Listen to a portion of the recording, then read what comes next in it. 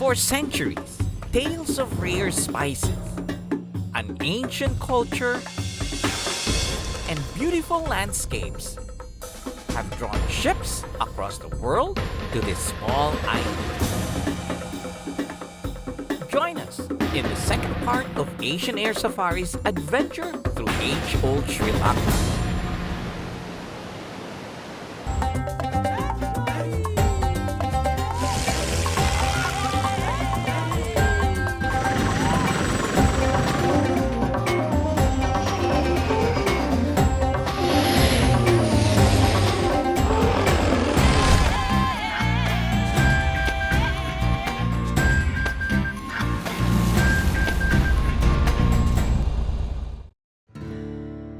I have been exploring Sri Lanka, an island filled with natural wonders and meaningful traditions. Its tropical terrain gradually rose to cool highlands as we made our way to its magnificent hill country. We arrived in the royal city of Kandy, just as it was experiencing unusually heavy rains. But that didn't stop us from exploring the last capital of the ancient Sinhalese kingdom. Unlike the Sri Lankan lowlands, Kandy was able to defy the Portuguese and Dutch for 3 centuries before it finally fell to the British in 1815. Strategically located at the thickly forested interior of the island, the mountain passes leading to its capital provided a great venue to ambush invaders. As the last bastion of colonial rule, Kandy was able to preserve its distinctive architecture, art, music, and dance. According to the legend, the Kandian dance originated from a ritual called Homba Kankaria, a dance first performed to purify an ancient king from an illness caused by black magic. Dressed in colorful traditional costumes, the performers' skillful combination of dance, acrobatics, and drum beats leave very few people unmoved.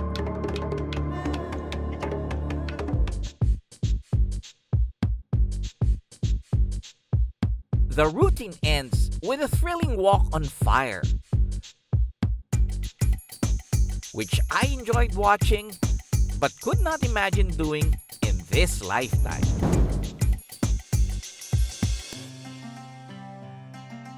What I was brave enough to learn, though, was Kandy's iconic wood carvings, one of its well-preserved art forms. I met Darshana, who taught me everything I had to know about this traditional art. Kandy is the main city in Sri Lankan carving place, but they use it in a temple. You know Kandy temple is most popular place in Sri Lanka. The carving, you see in the details in the Kandy temple. You think I can learn if I stay in Kandy? Okay, no problem. Kandians use different kinds of wood depending on the product they are carving. But what really piqued my interest was patangi, or rainbow wood. Okay, and this is a wood is called the patangi. Patangi mainly use the natural color. Okay, in an example, this is to use the paint in natural color. Okay. We use the patangi wood, and this one use the painting in the chemical color, the lacquer color. Through chemical reactions, several natural colors can be made out of a single patangi wood. Patangi's naturally orange wood shaving can be mixed with other elements like warm water, chalk. This is calcium carbonate. Okay. This chalk powder. Yes. Oh, purple. Lime. Or stirred with an iron rod to create an array of different colors. You're not a magician, are you? I am not the magic. Okay.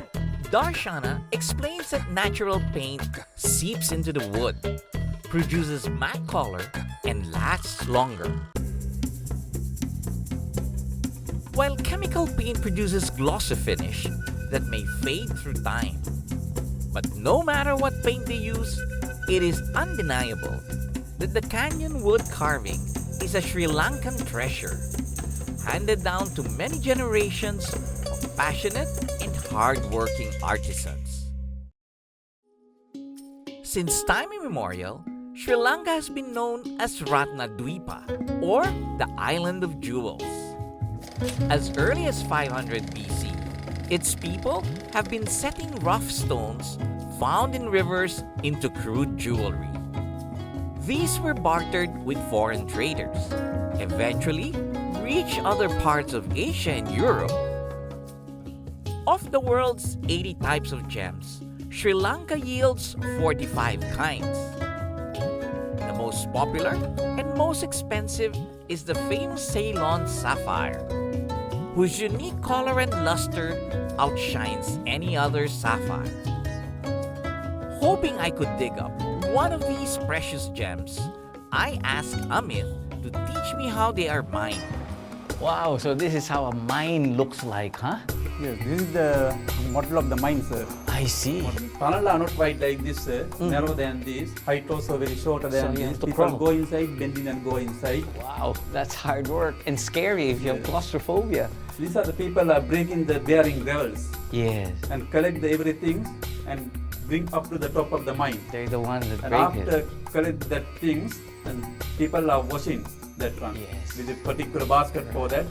When we wash the basket, the heavy one go to the down Lower top portion, the yes. lower portion. The less heavy one top of the basket. I can just imagine if I find a Yeah. real nice Yeah, one, nice. I Actually- can run out and say, I got it. After mining, the gemstones are cut and polished. So in the past, they were using this, they were using the other hand to polish the gems. Ooh, I can't even let it move. This would be really hard work. Strong competition forced Sri Lanka to acquire modern technology so they could produce perfectly cut gems that are at par with other markets. These are the facet number. Yes. Facet number. Here is the angle. He is following these numbers to cut and polish the stones. I'm worried that if I do it, I cut so much, you lose money every day. Yes, definitely. Cut is very important part of the gemstones. Ah, very interesting. The gems undergo a complete transformation after this process. From the raw materials, which I probably wouldn't recognize if I see lying on the road, the stones are turned to jewelry worthy of royal courts from around the globe. And was it Princess Diana who This color. This color is what stone. Princess Diana has, huh? Ring like this. Ring like this, $3,400. This is $48,000. $48,000. Can I run? This made me wonder if I should just migrate to Sri Lanka and become a treasure hunter.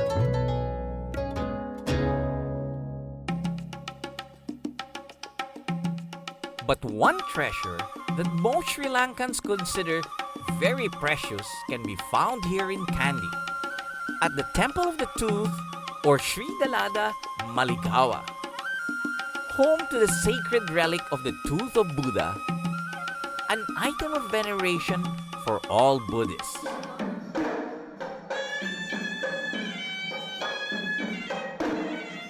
The tooth relic is said to have been snatched from Buddha's funeral pyre and was smuggled from India to Sri Lanka by concealing it in the hair of a princess. It is believed that whoever has the relic holds the power to rule the land. Through the years, innumerable kings, princes, and monks have struggled to keep this treasure from falling in the hands of hostile men. Today, the relic is kept in a heavily guarded golden casket inside the temple and attracts both pilgrims and tourists from all over the world. Barefoot and clad in white, devotees flock to the temple to offer flowers and prayers.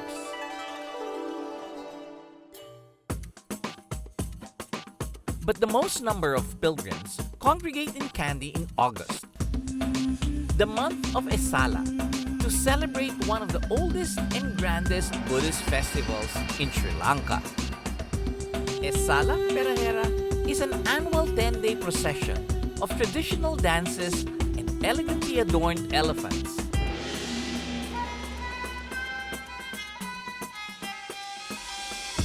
On the final night, a replica casket of the sacred tooth is paraded around the city on the back of the Maligawa tusker.